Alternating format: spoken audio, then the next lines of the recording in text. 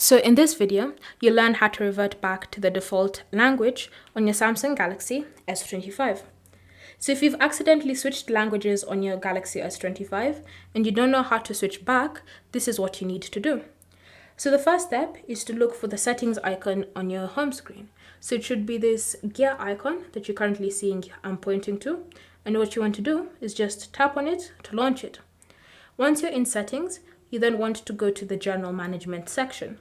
And to do that, you just need to scroll down until you find this icon, this one right here that you're seeing on your screen with these adjustments on it. And then once you find it, just tap on it.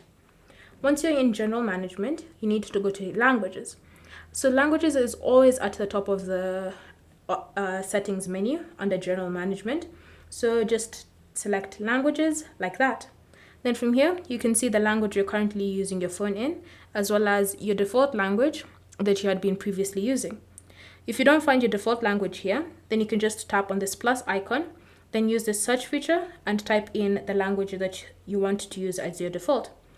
And then once you've selected your language, you want to tap on this blue icon, which basically means set as default. Tap on it like that. Wait a few seconds and your system will go back to the default language that you were previously using. So that's how you can switch your language back to default after accidentally changing it. Thank you for watching it. If you have any questions or comments, leave them down below and we'll get back to you.